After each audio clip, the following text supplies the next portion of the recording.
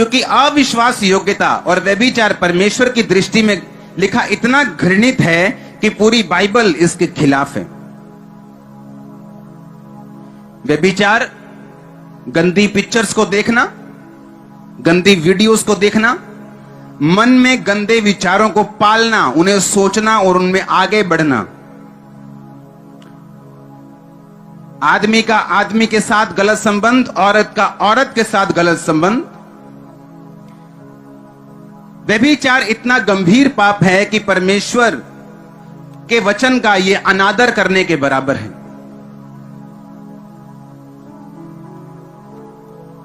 और परमेश्वर की 10 आज्ञाओं में से एक और यीशु मसीह की मत्ती की आज्ञाओं को तोड़ने के बराबर है। बाइबल में जितने भी पाप हैं, बाइबल कहती है कि व्यभिचार एक ऐसा इकलौता पाप है जो आप अपने शरीर के खिलाफ करते हो। लिखा, व्यभिचार करने वाला व्यक्ति अपने शरीर के खिलाफ पाप करता है। और बाइबल कहती है अगर आप अपने शरीर को खिलाफ पाप करेंगे, जहां पर पवित्र आत्मा रहता है, तो परमेश्वर इसका दंड आपको देगा।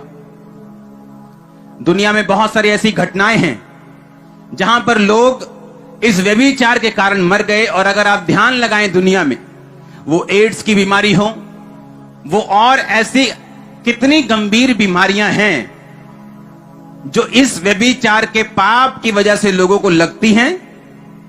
वो मानसिक, शारीरिक और पैसे की कमी की प्रॉब्लम उनकी लाइफ में सदा रहती है। व्यभिचार एक ऐसा पाप है, अगर ये आपकी लाइफ में रहे तो नीति वचन 5 उसकी 1 आयत से मैं पढ़ूंगा। हे मेरे पुत्र, मेरी बुद्धि की बातों की ओर ध्यान दे, मेरी समझ की बातों की ओर कान लगा, जिससे तेरा विवेक सुरक्षित बना रहे और तू ज्ञान के वचनों को थामे रहे। क्योंकि पराई औरत के होठों से मधु शहद टपकता है, उसकी बातें तेल से भी अधिक चिकनी हैं, लेकिन उसका परिणाम नाग दोना सा कड़वा और 2 धारी तलवार सा पैना है। उसके पांव मृत्यु की ओर बढ़ते हैं, उसके पग अधोलोक तक पहुंचते हैं, इसलिए उसे जीवन का समथर पथ नहीं मिल पाता। उसके चाल चलन में चंचलता है, परंतु वह उसे आप नहीं जानती। परमेश्वर ने कहा कि पराई औरत जिसके होठों से मधु टपकता है, वो फुसलाने वाली है, वो अट्रैक्ट करने वाली है। लेकिन बाइबल कहती है ऐसे लोगों को जीवन का समथर पथ, यानी कभी भी उनका जीवन सीधा नहीं रहता। अगर आप व्यभिचारी लोगों को देखें, उनकी लाइफ में हमेशा ट्रबल रहेगा। या वो बीमार रहेंगे, लोग बोलेंगे हुई अख्तर मर गया, एकदम से मर गया। लेकिन वो ये नहीं देखते वो कितने बड़े व्यभिचार में, आप वो जानते भी नहीं है, आप सोच भी नहीं सकते जो वो लोग करते हैं।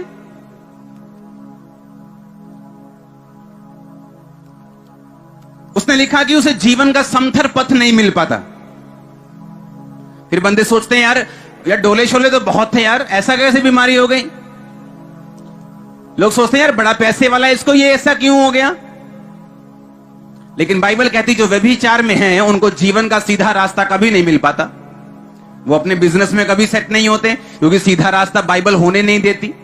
वो अपने परिवार में सीधे नहीं हो पाते, अपनी सेहत में सीधे नहीं हो पाते, अपनी सेवकाई में तक में सीधे नहीं हो पाते। ऐसी सेवकाई हैं जो बढ़ा ली मसे से, लेकिन करेक्टर ना होने की वजह से उन्हें गवा दिया।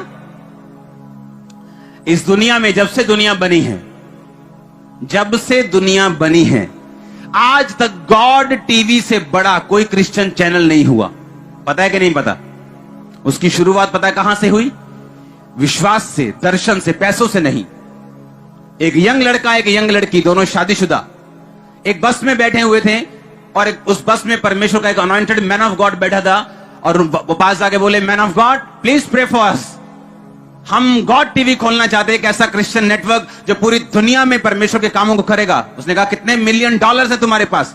उन्होंने कहा we don't have any dollar, we have faith, हमें विश्वास है, हमें पास डॉलर नहीं है, पैसा नहीं है। उसने कहा जाओ खुदावन तुम्हारे साथ है, विश्वास चाहिए उसे। वो गॉड टीवी बढ़ा, इतना बढ़ा, इतना बढ़ा, इतना बढ़ा, दुनिया का हर अनॉइंटेड प्रीचर उस पे गया या जाना चाहता था। दुनिया में बेदारी के काम गॉड टीवी ने किए। एक दिन गॉड टीवी का जो मेन बंदा था, हेड था, वो पाप में गिर गया, उसको दूसरी औरत से प्यार हुआ। पाप में गिरने के बाद उसने गॉड टीवी को रिजाइन किया कि मैं गिर चुका हूं। चलो इतनी तो अकल थी उसमें कि पाप में जब गया तो उसने खुद रिजाइन कर दिया, नहीं तो लोग तो पाप में भी हाला लाला करते रहते हैं। और रिजाइन करके चला गया, उसकी वाइफ चलाने लगी, वाइफ से चला नहीं, उसके बाद वो गॉड टीवी किसी के हाथों में चला गया, क्योंकि उसे जीवन का समथर पथ नहीं मिल पाया। जैसे ही उसने परमेश्वर के वचन को तोड़ा, क्या परमेश्वर चाहते थे कि उसने इतनी मेहनत की, उसकी मेहनत खराब हो जाए? क्या चाहते हैं परमेश्वर ऐसा कि आप 10 साल चर्च आए, मसा कमाएं, सामर्थ कमाएं, इज्जत कमाएं और एक पाप में अपना सारा कुछ गवा दें? परमेश्वर तो ऐसा नहीं चाहते, लेकिन शैतान ऐसा चाहता है, क्योंकि शुरू से उसे मेहनत को व्यर्थ करने का एक लालसा है उसके अंदर। बाइबल कहती मुझ में की गई मेहनत व्यर्थ नहीं जाती, लेकिन मुझसे बाहर नहीं। और शैतान जानता है आपकी मेहनत व्यर्थ कैसे करनी, पाप में गिरा के। लिखा उसे जीवन का समथर पथ नहीं मिल पाता, उसे जीवन का सीधा रास्ता नहीं मिल पाता जो लोग व्यभिचार में रहते हैं। पुराने नियम में लिखा था तुम व्यभिचार मत करना। अगर आप उसको ध्यान से पढ़ें पूरी आयत को, तो उसमें लिखा हुआ है अपनी फूफी के साथ मत सोना, अपनी परजाई, पंजाबी के हिंदी में क्या बोलते हैं, भाभी, अपनी भाभी के साथ मत सोना, अपनी सौतेली बहन के साथ मत सोना, किसी स्त्री के सामने कुदृष्टि मत डालना, मन में उसके साथ व्यभिचार ना करना, गंदी पिक्चर, मन के गंदे विचार, वीडियोस, ये काम तू मत करना। आपको क्या लगता है परमेश्वर ने आपको बोर करने के लिए ऐसा बोला? क्योंकि परमेश्वर जानता है कि ये शैतान के हथियार हैं, ताकि आपको जीवन का समथर, क्लीन, सीधा रास्ता ना मिल पाए, आप इधर उधर भटकते रहें, आपकी जिंदगी में शैतान काम करता रहे। ये शैतान की योजना थी। हालेलुया। बाइबल कहती है दाऊद की जिंदगी में व्यभिचार के अलावा पूरी दुनिया में, पूरी लाइफ में कोई पाप नहीं पाया गया, और उस पाप के दूरगामी परिणाम थे क्या? उसके घर में रेप हुआ, क्योंकि उसने भी एक तरह का रेप किया। उसके घर में तलवार चली, क्योंकि उसने बेतशेबा के पति को तलवार से मारकर उसे अपना कर लिया। नातान नबी आके बोलता है दाऊद, तेरे पास परमेश्वर कहता मैंने सब कुछ दिया और मैं और भी बहुत कुछ देने वाला था। व्यभिचार शैतान का एक हथियार था कि दाऊद की जिंदगी में इतना कुछ था, परमेश्वर कहता मैं अभी और भी देने वाला था। यानी परमेश्वर जब आपको चुनता है, अनएंडिंग ब्लेसिंग्स उसके दिल में आपके लिए रहती हैं। आप सोचते हैं अच्छा मेरे पास अब 100 एकड़ है, अच्छा मेरे पास अब 10 लाख लोग हैं। परमेश्वर कहता नहीं, तो शुरुआत है, मैं तो अभी बहुत कुछ देने वाला था, मैं तो अभी 1 करोड़ देने वाला था, मैं तो अभी तेरे को 5 करोड़ रूहें देने वाला था, ये तो अभी शुरुआत थी, मैं तो तेरे को और बड़ा बिजनेस देने वाला था, मैं तो तेरी चंगा करने वाला था। सोचो परमेश्वर आपसे क्या कहता होगा। और परमेश्वर ने कहा तूने बेतशेबा को अपना करके उसके पति को तलवार से मरवा दिया, इसलिए अब तेरे घर में भी तलवार चलेगी। और बाइबल कहती है उसके घर में तलवार चली, उसके अपने बेटे ने दूसरे सौतेले भाई को मार दिया, सौतेली बहन का रेप किया, और उस परिवार में खून हुए, और वो परिवार दाऊद के भी खिलाफ हुआ, फिर उसका खून हुआ, और ये खून चलता रहा, क्योंकि दाऊद ने व्यभिचार का पाप किया। उसे जीवन का समथर पथ नहीं मिला, माफी मांगने पर माफ कर दिया गया, लेकिन रास्ता सेम नहीं रहा। माफी मांगने पे मिल जाती, लेकिन अब रास्ता वो नहीं। जो आप सीधे रास्ते फगवाड़ा से लुधियाना जा रहे थे, अब आप सीधा नहीं जा पाएंगे, आपको होशियारपुर जाना पड़ेगा, गढ़शंकर जाना पड़ेगा, घूमना पड़ेगा, और फिर वहां आना पड़ेगा, क्योंकि ये आपने चुना, परमेश्वर ने नहीं। उसने कहा उसे जीवन का सीधा रास्ता नहीं मिल पाता जो लोग व्यभिचार करते हैं। हालेलुया। लिखा इसके परिणाम दूरगामी और गंभीर होते हैं। नीति वचन 6